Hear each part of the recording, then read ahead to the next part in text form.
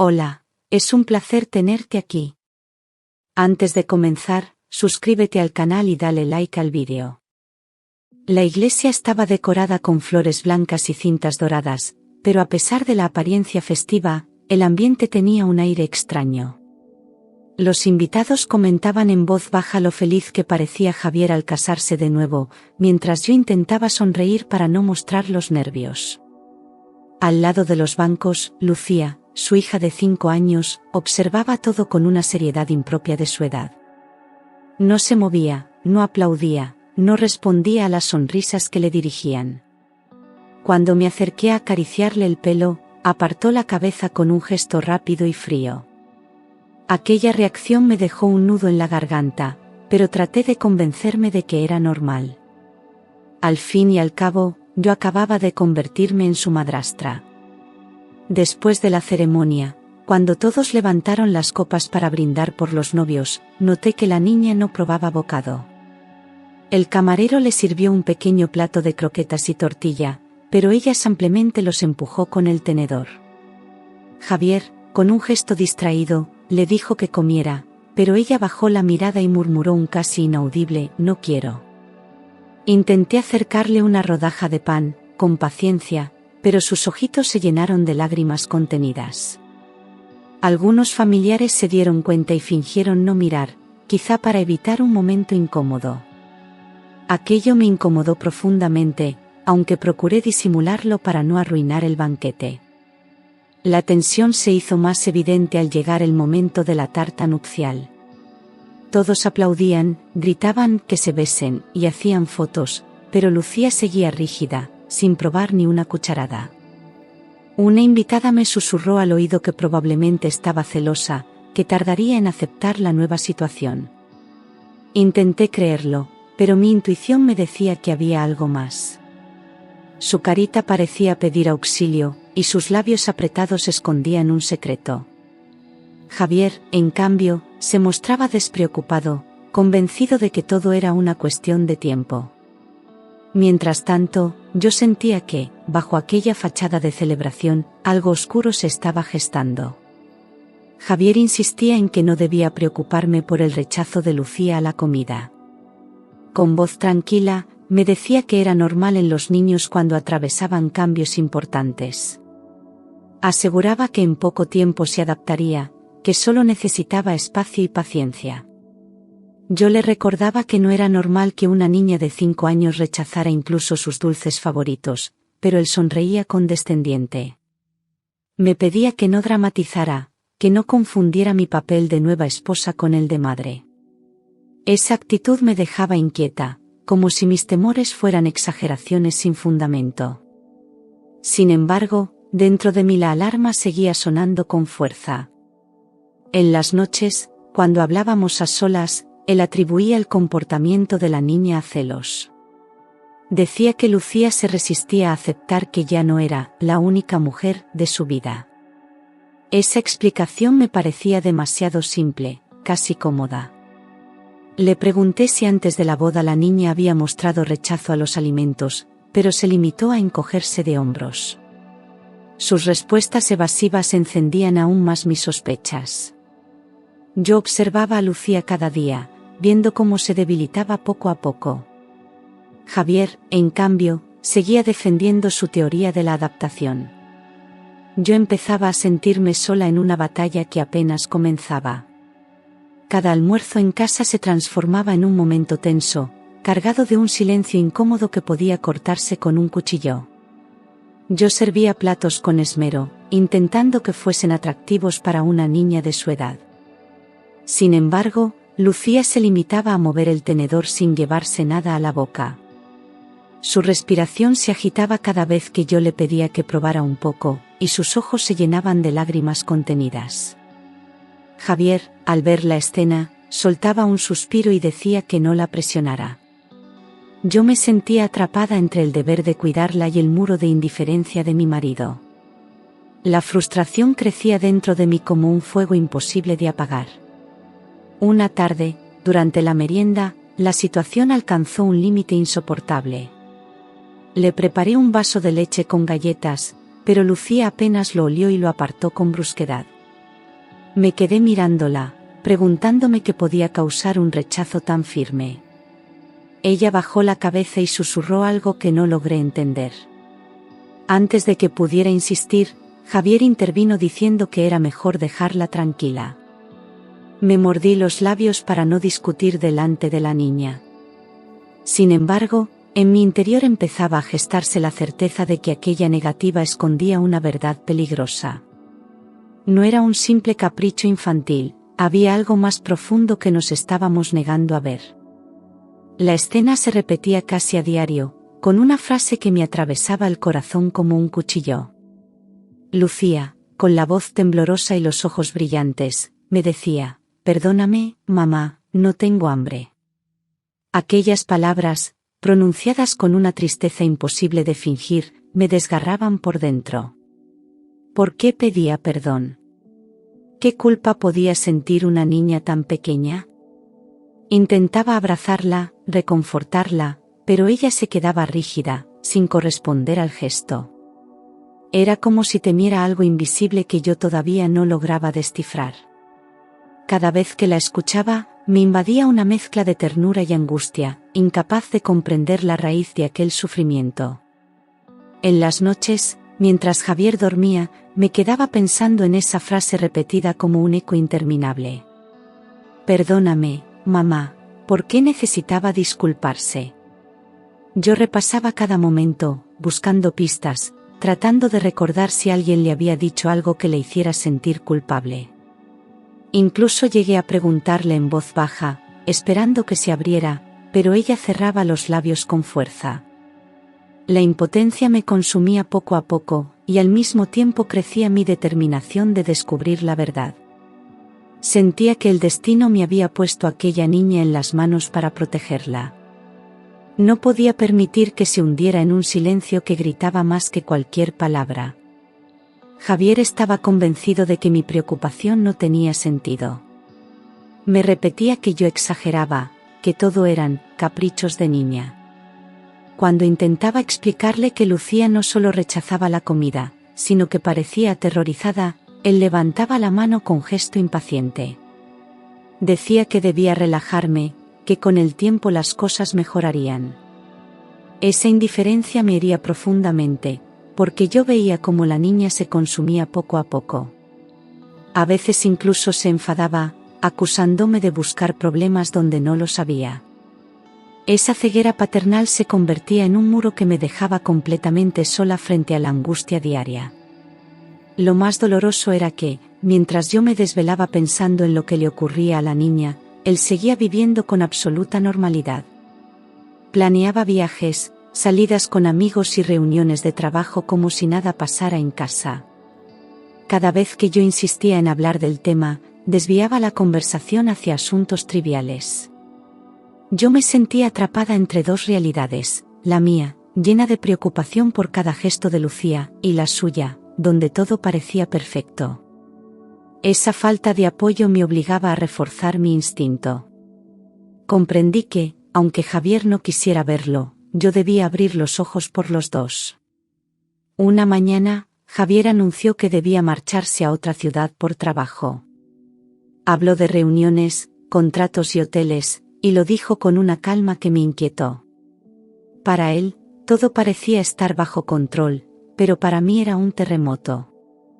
Me quedaba sola con Lucía, sin la excusa de que él pudiera intervenir o suavizar las tensiones. Intenté mostrar serenidad delante de la niña, pero en mi interior temblaba de incertidumbre. Aquella ausencia significaba una oportunidad, estaríamos juntas, sin su sombra protectora, y quizás podría acercarme más a su corazón herido. Sentía que había llegado el momento de enfrentar la verdad. El día que Javier salió por la puerta con la maleta, me invadió una mezcla de alivio y miedo. Alivio, porque ya no tendría que soportar sus excusas constantes. Miedo, porque ahora no había margen para el error, debía descubrir qué escondía Lucía. Me quedé observando a la niña mientras jugaba en silencio con una muñeca rota, con la mirada fija en un punto que solo ella conocía. Decidí que aquella misma noche intentaría hablar con ella con toda la ternura posible. Sabía que no sería fácil, pero también comprendía que el tiempo se estaba agotando. Había algo en su silencio que clamaba por ser escuchado. Esa primera cena sin Javier se convirtió en un momento decisivo. Preparé algo sencillo, un plato de sopa caliente y pan tierno, intentando que la mesa se sintiera acogedora. Lucía, como siempre, empujó la cuchara sin probar nada. Me armé de paciencia, respiré hondo y le hablé con suavidad. Le dije que no pasaba nada si no quería comer, que lo importante era que confiara en mí. Entonces, con voz baja y temblorosa, levantó los ojos hacia mí y susurró: «Tengo que contarte la verdad». En ese instante, el aire se congeló en la habitación. Su mirada me atravesó como una lanza. Me incliné hacia ella, temiendo escuchar algo que pudiera destrozarme. Su pequeño cuerpo temblaba, y sus manos apretaban el borde de la mesa como si se aferrara a un salvavidas. Repetía esas palabras: «Tengo que contarte la verdad», como si reunir el valor le costara la vida. Intenté no presionarla, pero cada segundo se volvía eterno. Notaba cómo el corazón me golpeaba con fuerza en el pecho, presintiendo que aquello cambiaría nuestras vidas para siempre. Con lágrimas a punto de brotar, ella se inclinó un poco más hacia mí, y en su susurro reconocí no solo miedo, sino también un ruego desesperado de protección. Lucía tardó unos segundos en encontrar las palabras, como si cada sílaba pesara demasiado en su boca. Finalmente, con lágrimas resbalando por sus mejillas, confesó que su abuela paterna le obligaba a tomar unos jarabes que le dejaban cansada y con dolor de estómago. Contó que siempre que iba a visitarla, ella vertía unas gotas en su bebida, asegurándole que era para que durmiera mejor. Su voz se quebraba mientras relataba cómo, después de beberlos, se sentía débil, mareada y sin apetito. Yo me quedé paralizada, intentando procesar cada palabra, pero el corazón me gritaba que no estaba inventando nada. La angustia en sus ojos era demasiado real para ser fingida. Me acerqué y la abracé con fuerza, sintiendo cómo su pequeño cuerpo seguía temblando. Le pregunté si había contado aquello a su padre, pero ella negó con la cabeza, diciendo que nadie le creería. Su inocencia rota me desgarró por dentro, porque comprendí que había estado soportando aquel tormento en silencio. Intenté no mostrar mi rabia, pero por dentro hervía al pensar que una abuela pudiera hacerle algo así a su nieta. La abracé aún más fuerte y le prometí que ya no estaría sola, que yo me encargaría de protegerla. En ese momento, supe que la confesión de Lucía era apenas el principio de una verdad mucho más oscura. Después de soltar aquel secreto, Lucía se tapó la boca con las manitas, como si temiera haber dicho algo prohibido. Me susurró que su abuela siempre la amenazaba, diciéndole que si hablaba, nadie la querría y acabaría sola. Aquellas palabras me helaron la sangre. Una niña de 5 años cargaba con un miedo tan profundo que la había llevado al silencio absoluto. Sus ojitos verdes se clavaban en mí con un ruego desesperado, buscando una seguridad que su propio padre no le daba. Yo acaricié su cabello, intentando transmitirle calma, pero por dentro sentía un grito ahogado de rabia. ¿Cómo podía alguien tan cercano convertir el amor en terror? Lucía explicó que las amenazas no eran solo palabras, sino que su abuela la miraba con dureza, como si fuera capaz de cumplirlas. Me dijo que a veces soñaba con esa mirada y se despertaba llorando, sin poder dormir de nuevo. Era evidente que la niña estaba atrapada en un círculo de miedo que la consumía. Yo la escuchaba con el alma desgarrada, convencida de que tenía que actuar rápido. No podía permitir que ese terror siguiera marcando su infancia. Aunque sentía un vértigo enorme ante lo que significaba enfrentar a la madre de Javier, comprendí que el silencio ya no era una opción. En cuanto logré tranquilizar un poco a Lucía, me levanté con decisión y marqué el número de la policía. Mis manos temblaban, pero mi voz sonó firme al explicar la situación. Una menor estaba siendo forzada a ingerir sustancias desconocidas. El agente que me atendió me pidió calma y detalles, asegurándome que enviarían ayuda de inmediato. Sentí un alivio momentáneo, como si al hablar ya hubiera dado el primer paso para romper el infierno en el que vivíamos. Mientras tanto, Lucía me miraba con ojos grandes, sin entender del todo qué ocurría, pero confiando en que yo sabía lo que hacía. Su confianza me dio la fuerza que necesitaba. Los minutos hasta que llegaron parecieron horas interminables. Yo intentaba distraer a la niña contándole un cuento, aunque mi voz se quebraba cada cierto tiempo. Cuando finalmente escuché el timbre y vi a los agentes en la puerta, una mezcla de miedo y esperanza me recorrió el cuerpo. Les abrí apresuradamente y relaté todo lo que Lucía me había confesado. Ellos escucharon con seriedad y me recomendaron llevarla de inmediato a un hospital para un examen médico. Acaricié la mano de la niña y asentí. Sabía que ese sería el siguiente paso, aunque también intuía que lo que estaba a punto de descubrir podía ser aún más devastador. Los agentes, después de escuchar mi relato, insistieron en que lo primero era asegurar el bienestar de Lucía. Me aconsejaron llevarla de inmediato al hospital para que un médico comprobara si había sustancias en su organismo. La niña se aferraba a mi mano con fuerza, asustada por los uniformes y el ambiente de urgencia, pero yo la tranquilizaba con palabras suaves. Subimos a la ambulancia entre luces y sirenas, mientras mi corazón latía con un miedo indescriptible. Cada segundo me parecía eterno, como si el destino estuviera a punto de revelarse. En mi interior, rogaba que todo lo contado por Lucía no se confirmara. Pero una voz interna me decía que estaba en lo cierto. Al llegar al hospital, un equipo de pediatras nos recibió sin demora. Explicaron que realizarían un análisis toxicológico completo, incluyendo sangre y orina, para detectar cualquier sustancia anómala. Yo firmé los papeles casi sin leerlos, deseando solo que empezaran cuanto antes. Mientras Lucía era llevada a la sala de exámenes, me quedé en el pasillo, con las piernas temblando y el alma en vilo. Observaba cada puerta que se cerraba con la sensación de que tras ellas se encontraba la respuesta a tantas preguntas. El reloj avanzaba lentamente, y yo me sentía atrapada en una espera insoportable. Sabía que aquellas pruebas podían cambiarlo todo para siempre.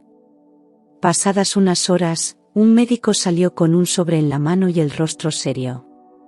Al mirarme, comprendí que lo que iba a decir no era nada bueno. Con voz firme pero compasiva, explicó que en los análisis se habían detectado restos de sedantes en el organismo de Lucía. Aquello explicaba su rechazo a la comida, su cansancio constante y sus mareos. Sentí que el suelo desaparecía bajo mis pies y tuve que apoyarme en la pared para no caer. El médico añadió que no era una ingesta casual, las dosis encontradas revelaban una administración repetida en el tiempo. Mis manos comenzaron a temblar de rabia e impotencia. Me acerqué a Lucía, que todavía estaba en la camilla, y la abracé con lágrimas en los ojos. Ahora todo tenía sentido, su tristeza, su rechazo a los alimentos, su miedo constante. Ella me miró con una mezcla de alivio y dolor, como si por fin alguien hubiera puesto nombre a su sufrimiento. El médico me tranquilizó diciendo que, con el tratamiento adecuado, se recuperaría físicamente. Pero también advirtió que el daño psicológico podía ser profundo si no recibía ayuda profesional. Yo asentí, jurando en silencio que haría lo imposible por devolverle la paz a esa niña. La confirmación médica me dio la prueba que necesitaba para no callar nunca más. Tras conocer los resultados, la policía fue informada de inmediato. Los agentes se miraron entre ellos y confirmaron lo que yo temía: alguien cercano debía estar administrando aquellas sustancias. No se trataba de un accidente ni de un error médico. Había una intención detrás de todo esto, y eso lo convertía en un delito grave. Mi corazón se aceleró al pensar en la abuela paterna, recordando las palabras de Lucía y sus lágrimas. Todo encajaba con precisión dolorosa, como un rompecabezas macabro. Los investigadores me aseguraron que iniciarían los trámites para una orden judicial. El proceso acababa de empezar, y yo sabía que no habría marcha atrás. Mientras escuchaba a los agentes, Sentí una mezcla de miedo y determinación. Por un lado, me aterraba la idea de enfrentarme a la madre de Javier y a todo lo que aquello implicaba. Por otro, me daba fuerza saber que la justicia empezaba a moverse. Recordé cada discusión con Javier, cada vez que él había minimizado mis sospechas, y una ira contenida me invadió. No era solo una cuestión de proteger a Lucía, era también un grito contra la indiferencia. Tenía pruebas, tenía a la policía de mi lado, y tenía la verdad en los ojos de la niña. A partir de ese momento, todo sería una lucha abierta. Lucía fue acompañada a una sala especial del hospital, donde psicólogos infantiles estaban preparados para hablar con ella. Con dibujos y muñecos, intentaron que se sintiera segura y pudiera contar lo que llevaba tanto tiempo guardado. La niña, después de unos minutos de silencio, confesó que su abuela le ponía gotas en el zumo y en la leche. Explicó que al beberlas se sentía muy cansada y a veces no recordaba lo que pasaba después. Los profesionales escuchaban atentos, tomando nota de cada detalle mientras ella hablaba con voz entrecortada. Yo observaba desde un rincón, conteniendo las lágrimas y jurando no interrumpir. Cada palabra confirmaba que no había exagerado mis temores. Lo más impactante fue escucharla decir que su abuela la miraba fijamente mientras bebía, repitiéndole que era para que no molestara. Aquella frase me atravesó como un cuchillo, porque revelaba la crueldad de la intención. La psicóloga le preguntó si alguna vez su padre estaba presente, y Lucía negó con la cabeza, diciendo que todo ocurría cuando él no estaba. Esa respuesta me hundió y a la vez me dio fuerzas. Sabía que tenía que enfrentarlo todo, aunque Javier se negara a aceptar la verdad. La niña parecía liberarse poco a poco al hablar, pero también mostraba un miedo profundo a las consecuencias. Yo supe entonces que mi deber era protegerla a cualquier precio.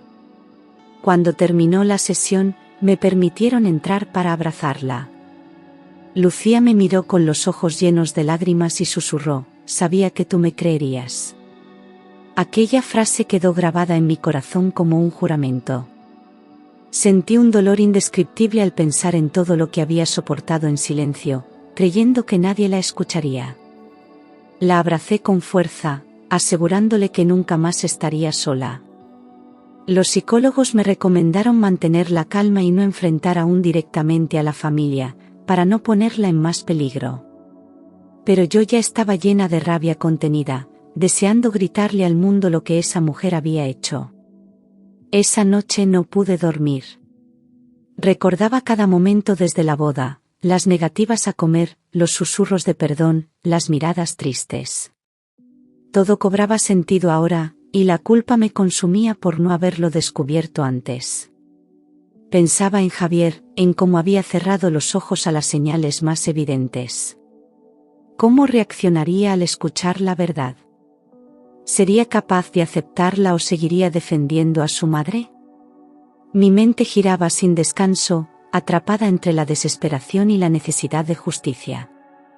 En silencio, acariciaba el cabello de Lucía, que dormía a mi lado, jurando que nunca más permitiría que alguien le hiciera daño. Cuando Javier regresó de su viaje y le conté lo ocurrido, su reacción fue un mazazo inesperado. En lugar de escucharme, me acusó de querer separarle de su madre. Decía que todo eran inventos míos para ganarme la confianza de Lucía y manipularla en su contra. Sus palabras fueron como bofetadas, porque yo esperaba al menos un gesto de duda, un mínimo de protección hacia su hija. Le mostré los informes médicos, pero los miró con desprecio, alegando que los análisis podían estar equivocados. Me sentí impotente ante su ceguera, como si prefiriera vivir en una mentira antes que aceptar la verdad.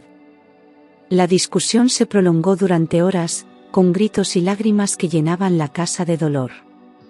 Yo insistía en que no se trataba de un capricho ni de una imaginación infantil, sino de pruebas claras y contundentes. Él, sin embargo, repetía que su madre jamás sería capaz de algo así. Esa negación me rompía por dentro, porque me obligaba a enfrentar sola una lucha que debería haber sido compartida. Al final, me di cuenta de que no podía esperar nada de Javier. Tenía que seguir adelante con la investigación, aunque eso significara enfrentarme no solo a su madre, sino también a él. La policía, tras recibir los informes médicos y la declaración de Lucía, solicitó al juez una orden de registro para la casa de la abuela paterna. Los agentes me aseguraron que había indicios suficientes de un delito de malos tratos y administración de sustancias a una menor. Yo escuchaba con el corazón encogido, consciente de que aquello no tenía marcha atrás. Javier, en cambio, seguía negándose a aceptar la realidad, murmurando que todo era un montaje. Su ceguera me dolía, pero al mismo tiempo me daba más fuerza para continuar. No podía permitir que la incredulidad de un padre destruyera la vida de su hija. La verdad, tarde o temprano, saldría a la luz. El día que los agentes salieron hacia la casa de la abuela, la tensión era insoportable. Me quedé esperando noticias, sentada en la sala con Lucía entre mis brazos, intentando transmitirle seguridad. Cada minuto parecía eterno, como si el tiempo se hubiera detenido. Yo rezaba en silencio para que en aquella casa aparecieran las pruebas definitivas. Sabía que, sin ellas, todo podía volverse contra nosotras. El miedo a que Javier utilizara su negación como argumento en un tribunal me atormentaba.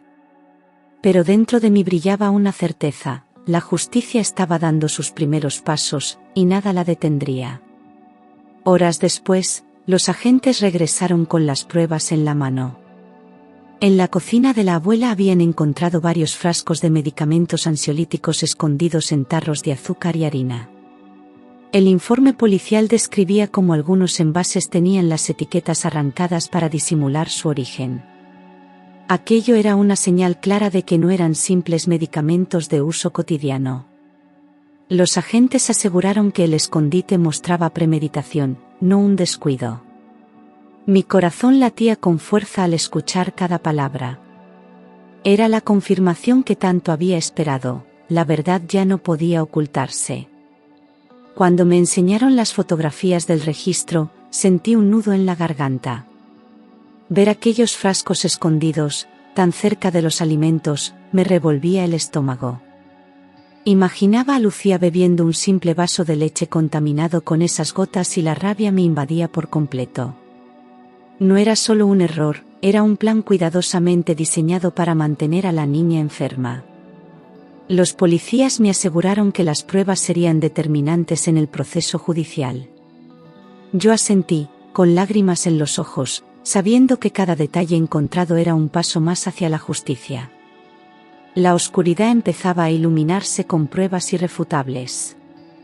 Cuando la policía interrogó a la abuela, ella se mostró tranquila, como si nada de lo que ocurría tuviera importancia. Alegó que aquellos frascos eran suyos, que los usaba para dormir mejor y que no tenían ninguna relación con Lucía.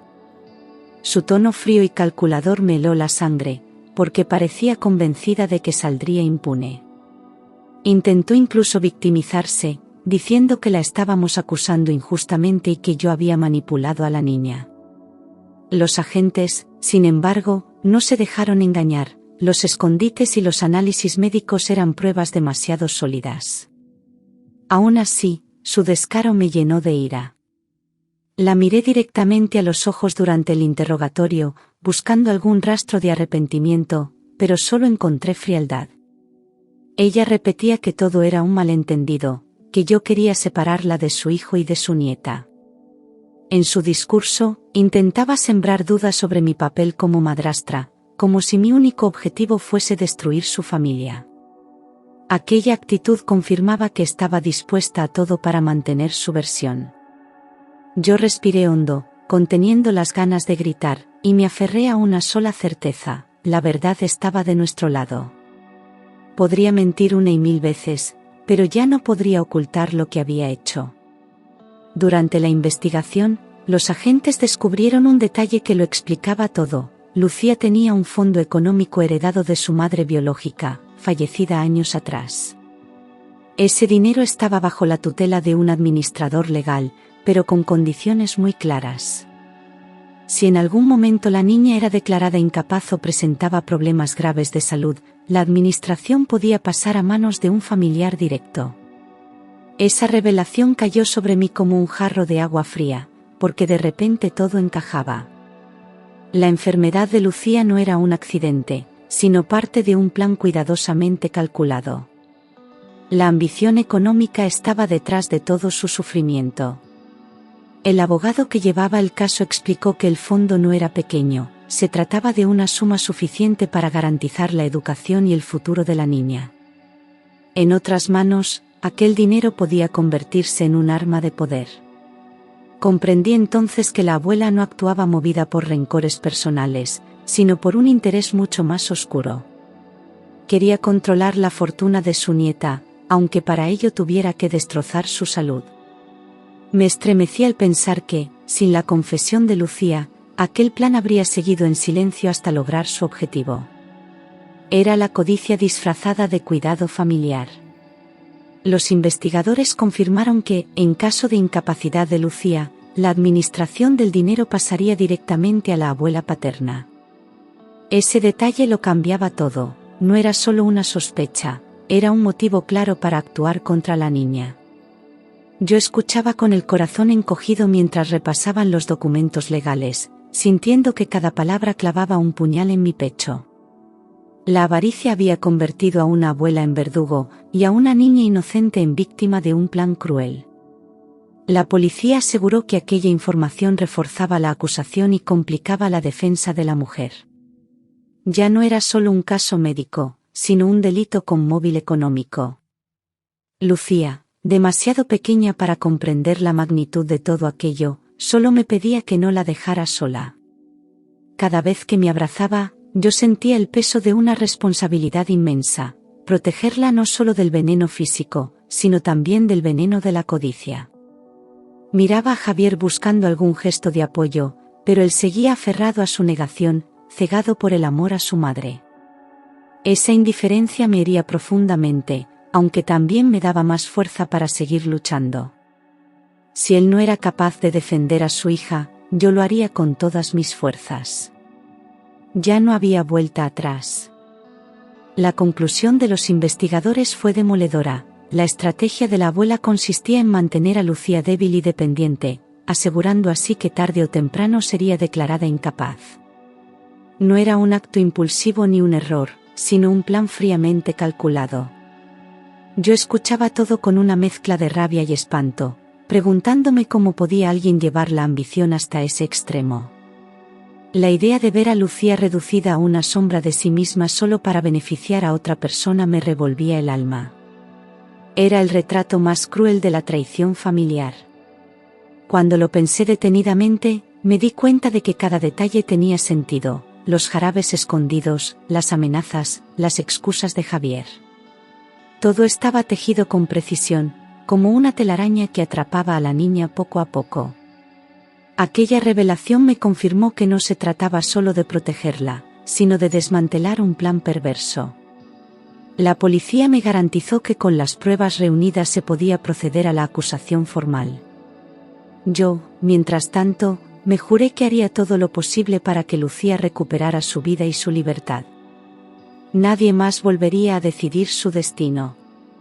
Cuando los investigadores presentaron las pruebas, Javier se quedó en silencio, incapaz de articular palabra. Durante días había defendido a su madre con uñas y dientes, negándose a aceptar cualquier señal. Pero frente a los documentos legales, los frascos encontrados y la confesión de Lucía, su rostro se desmoronó. Vi cómo sus hombros se encogían, como si el peso de la verdad le cayera de golpe. Intentó justificarla, diciendo que quizás lo había hecho por torpeza, pero su voz ya no tenía convicción. Era evidente que por primera vez veía lo que se había negado a admitir. Su mundo de lealtades mal colocadas se derrumbaba frente a sus ojos. Esa noche, Javier me buscó con lágrimas en los ojos y la voz rota. Admitió que se sentía traicionado, no solo por su madre, sino también por sí mismo, por haber ignorado las señales. Me pidió perdón entre sollozos, arrodillándose frente a mí como si necesitara redención. Yo lo miré con una mezcla de compasión y rabia, porque su arrepentimiento llegaba demasiado tarde. Lucía había sufrido semanas de miedo y enfermedad mientras él se mantenía ciego. Aún así, comprendí que su dolor era real, aunque no borraba el daño causado. Aquella noche quedó marcada como el momento en que Javier entendió que su madre no era la mujer que creía. La policía actuó con rapidez y la abuela fue detenida en su propia casa. Los vecinos observaron desde las ventanas cómo se la llevaban esposada, murmurando entre ellos con incredulidad. Ella mantenía el rostro altivo, repitiendo que todo era un error y que demostraría su inocencia. Sin embargo, los agentes tenían pruebas suficientes para imputarla por malos tratos y administración de sustancias a una menor.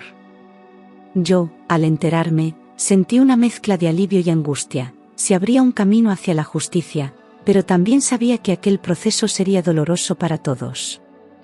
Lucía, al escuchar la noticia, se escondió entre mis brazos con un suspiro de alivio. El juez ordenó prisión preventiva mientras se desarrollaba el juicio, considerando la gravedad de los hechos. Esa decisión me dio un respiro, aunque también trajo consigo nuevas tensiones familiares. Algunos parientes de Javier me acusaban de haber destruido a la familia, ignorando que yo solo había protegido a la niña. Soporté críticas, miradas de desprecio y comentarios hirientes, pero me mantuve firme. No buscaba venganza, buscaba justicia para Lucía. Ver a aquella mujer tras las rejas no me producía satisfacción, sino una tristeza amarga. Era la prueba de que, en ocasiones, la sangre no garantiza el amor ni el cuidado. El juez, tras escuchar el testimonio de los psicólogos y revisar las pruebas, dictó una orden inmediata de alejamiento. La abuela no podría acercarse a Lucía bajo ninguna circunstancia. Esa resolución me dio un respiro de paz, aunque sabía que la herida emocional no sanaría de un día para otro. Lucía empezó a dormir un poco mejor, aunque aún se despertaba algunas noches llorando. Yo permanecía a su lado, susurrándole que todo había pasado y que estaba a salvo. Cada día era una pequeña batalla ganada contra el miedo. Su sonrisa, aunque tímida, volvía a aparecer poco a poco. Los servicios sociales también intervinieron, asegurando que la niña tendría apoyo psicológico y protección reforzada. El hospital organizó un plan de seguimiento médico para garantizar que su recuperación fuera completa. Todo ese apoyo me hizo sentir que ya no estaba sola en la lucha. Sin embargo, sabía que el camino sería largo, la confianza de Lucía en los adultos había quedado dañada. Yo me convertí en su refugio, en la única persona en la que confiaba plenamente. Esa responsabilidad me daba fuerzas para seguir adelante. Tenía claro que mi misión era devolverle la infancia que le habían intentado arrebatar. Javier, después de la detención de su madre, se derrumbó por completo. Me buscaba con lágrimas en los ojos, repitiendo que no podía perdonarse haber cerrado los ojos tanto tiempo. Me confesó que cada vez que recordaba las palabras de Lucía, se sentía el peor de los padres. Yo lo observaba en silencio, con sentimientos encontrados. Quería creer en su arrepentimiento, pero la herida que había dejado su negación era demasiado profunda. No podía olvidar las veces que me llamó exagerada, ni los momentos en que defendió a su madre a pesar de las pruebas. Ahora lloraba de rodillas, suplicando perdón a su hija. Lucía, inocente, le abrazó con timidez, aunque todavía con miedo. Era evidente que necesitaba tiempo para confiar de nuevo en él. Yo veía en Javier un hombre roto, enfrentado al derrumbe de todo lo que creía seguro. Comprendí que su dolor era real, pero también que debía cargar con el peso de sus decisiones. La culpa se convirtió en su sombra, persiguiéndole día y noche. Aún así, esperaba que ese sentimiento sirviera para que nunca más ignorara lo evidente. Por primera vez en mucho tiempo, lo vi dispuesto a luchar, aunque fuera tarde. Era un inicio, pero no borraba lo pasado. Los psicólogos recomendaron que Lucía iniciara un proceso terapéutico inmediato.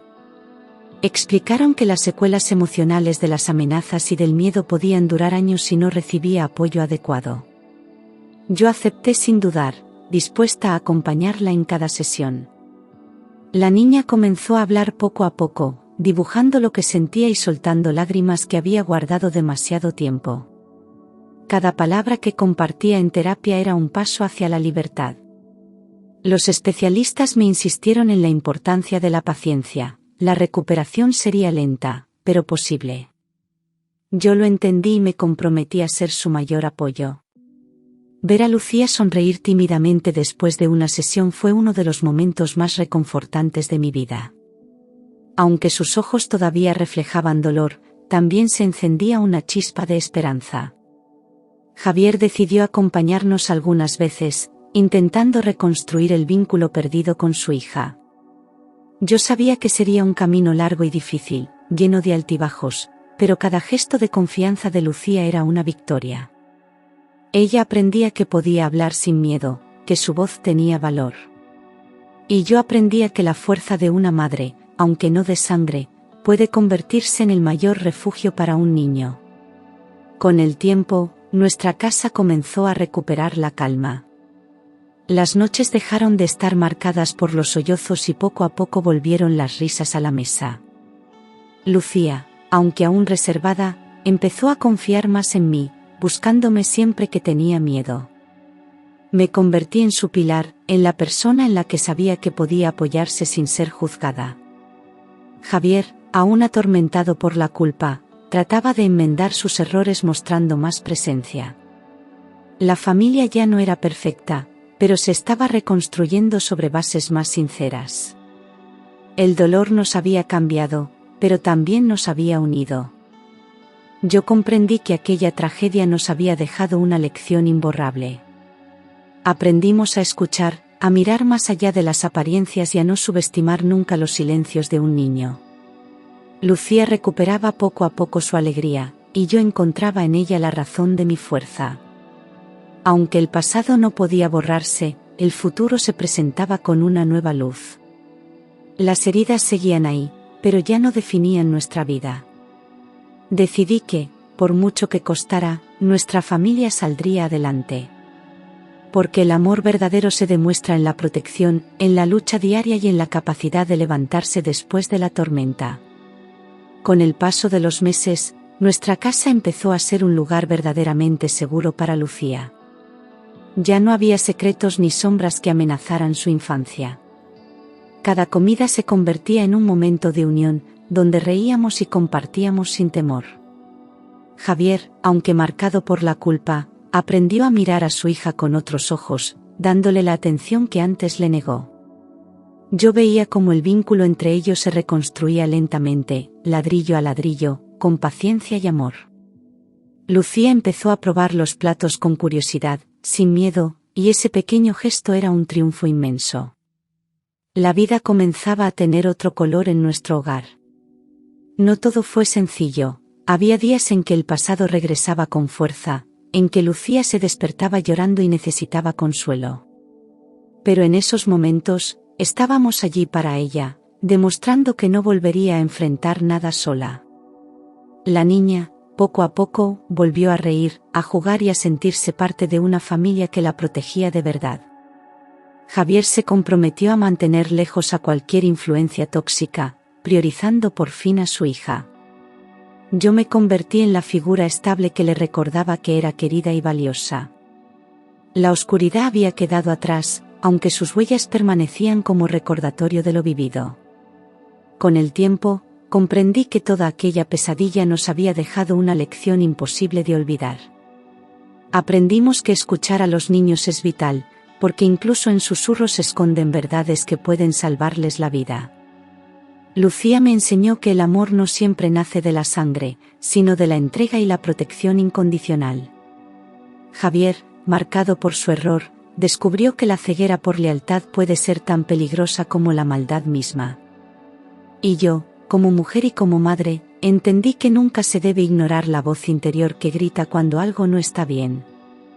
Esa intuición me guió hacia la verdad.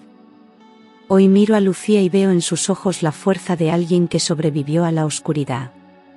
Su sonrisa es el mayor regalo, prueba de que el dolor no logró arrebatarle la esperanza. Aunque las cicatrices permanecen, también lo hace la certeza de que luchamos y vencimos.